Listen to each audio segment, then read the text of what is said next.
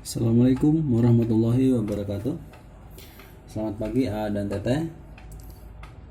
Semoga kita semua dalam kesehatan dan juga dalam lindungan Allah Subhanahu wa taala. Baiklah, untuk pembelajaran kali ini kita masuk ke pembelajaran matematika, di mana sekarang materinya tentang pecahan persen ditambah dengan pecahan desimal. Silakan A dan Teteh lihat di buku paket matematika halaman 14 dan halaman 15. Oke ya. Jadi kita langsung masuk aja. Jadi ketika ada penjumlahan ataupun ada operasian apa aja, penjumlahan, perkalian, pengurangan, pembagian dan lain sebagainya, caranya kita harus samakan dulu pecahan tersebut. Ya. Kita harus samakan semuanya pecahan tersebut. Ketika udah sama baru kita operasikan. Oke, kita masuk ke pecahan persen dengan pecahan desimal.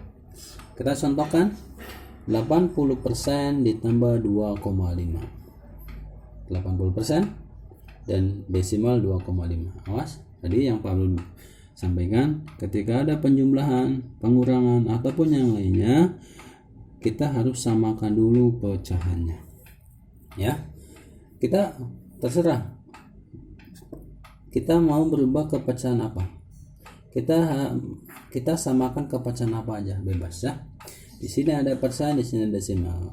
Mau dirubah ke pecahan persen semuanya dulu boleh, atau mau dirubah ke pecahan desimal boleh ya. Pakai cara mana aja yang kira-kira A dan Teteh yang paling mudah. Oke ya. Pak Abdul ini akan mencontohkan dua cara dengan menyamakan pecahan ini ke pecahan persen dan juga ke pecahan desimal. Oke ya, kita samakan dulu ke pecahan persen. Sini 80% ditambah 2,5. 2,5 kita rubah ke pecahan persen. Sebelum dirubah ke pecahan persen, pecahan desimal ini kita rubah dulu ke pecahan biasa ya. 2,5 dan kita masih ingat pecahan desimal dirubah ke pecahan biasa. Patokannya adalah koma ya. Di belakang koma ada berapa angka? 2,5 berarti ada satu angka di belakang komanya, berarti per 10. Kalau 1,12 di belakang komanya ada dua angka, berarti per 100. Kalau di belakang komanya ada 3 angka, contoh 1,121 berarti per 1000 ya. Jadi patokannya di belakang koma ada berapa angka? Kalau satu angka berarti per 10. Nah, ketika udah dapat per 10 nih, terus kemudian langkah yang berikutnya kita hilangkan komanya. Jadi 2,5 sama dengan 25 per 10. Hilangkan komanya ya. 25 per 10. Kalau contoh lagi di sini Pak Abdul katanya 1,7. Di belakang koma ada berapa angka? Ada satu angka, berarti per 10. Hilangkan komanya berarti 17 per 10. Fahim tuh nyampe sini ada Teteh? Oke ya.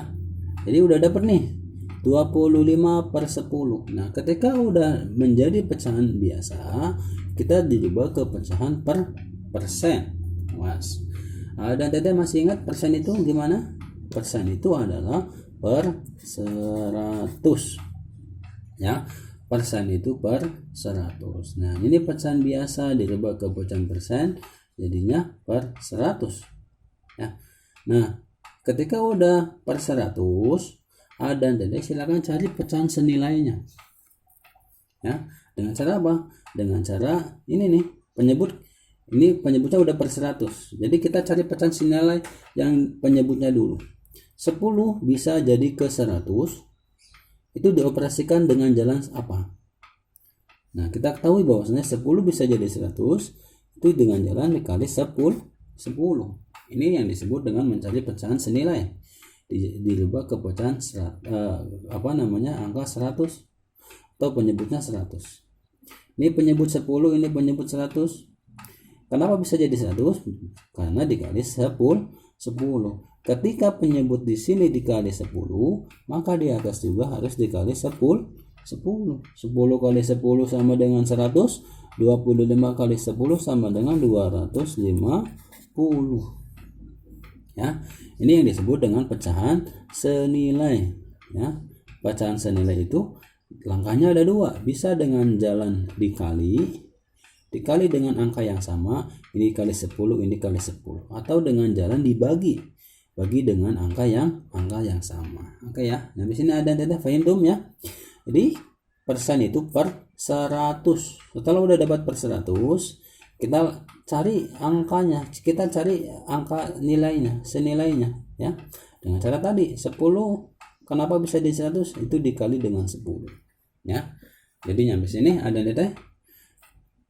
udah paham? Nah, setelah udah jadi 250 per 100, kita tahu nih 250 per 100 itu sama aja dengan 250% ya. Jadi persen itu per 100. Jadi 250 per 100 sama dengan 250%.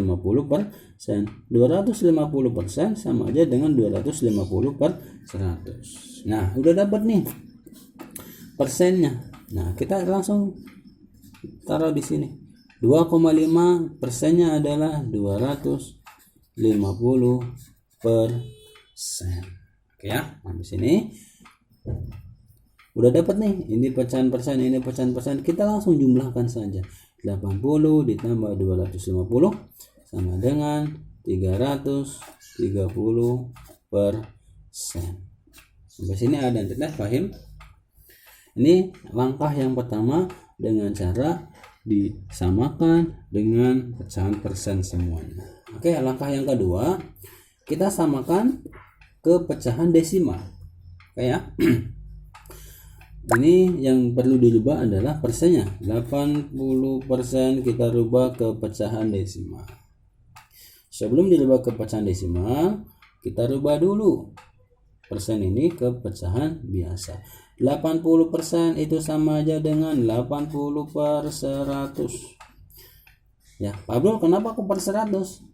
Jadi patokannya yang tadi Pablo sampaikan bahwasanya persen itu adalah per 100. Jadi 80% sama dengan 80 per 100. Nah, ketika udah dijadikan menjadi pecahan biasa, langkah berikutnya untuk dirubah ke pecahan desimal dengan cara dibagi.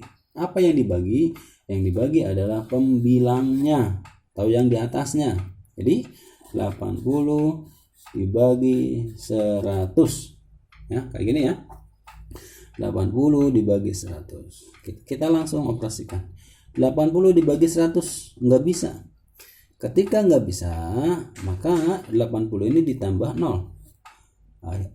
Jadinya berapa? 800. Ketika yang dibagi ini ditambah 0, maka yang di atasnya juga harus dikasih 0, mas ya. Ini udah otomatis. Ketika yang dibagi ini nggak bisa, maka tambahin 0. Ketika ditambahin 0, maka di atasnya juga otomatis dikasih 0, nah ketika udah dapat 0, 800 dibagi 100 bisa hasilnya berapa? 8 kali 100 sama dengan 800. Kita kurangi 800 dikurangi 800, yo hasilnya 0 ya. Udah dapat nih hasilnya. Jadi 80% pesan desimalnya adalah 0,8 nih ya hasilnya. 0,8 langsung ditambahkan dengan pecahan desimal 2,5. Nah, ketika udah jadi pecahan desimal semua, kita jumlahkan dengan cara apa? Dengan cara penjumlahan menurun. 0,8 ditambah 2,5. Kita jumlahkan 8 tambah 5 berapa? 13. Simpan 1 di sini. 0 tambah 2 2 tambah 1 3. 3,3 ya. Udah dapat nih. Pecahan desimalnya sama dengan 3,3. Sampai sini betul jawaban. Gimana, ada paham dong? Oke ya. Jadi ini cara yang pertama kita rubah ke pecahan persen semuanya. Cara yang kedua kita rubah ke pecahan desimal semuanya. Ya, ada sampai sini materinya. Nah, terakhir ada silakan tugasnya.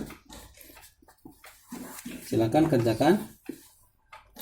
soal ini ya, 22%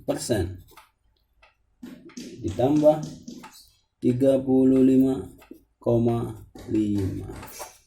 Silakan ADT mau pakai cara 1 atau mau pakai cara 2. Silakan ya. Sampai sini ADT silakan tugas ini dikerjakan di buku matematikanya. Semoga apa yang Pak Abdul sampaikan bisa difahami oleh A dan DT, dan semoga menjadi ilmu yang bermanfaat buat kita semua. Amin ya rabbal alamin. Oke ya, terima kasih. Assalamualaikum warahmatullahi wabarakatuh.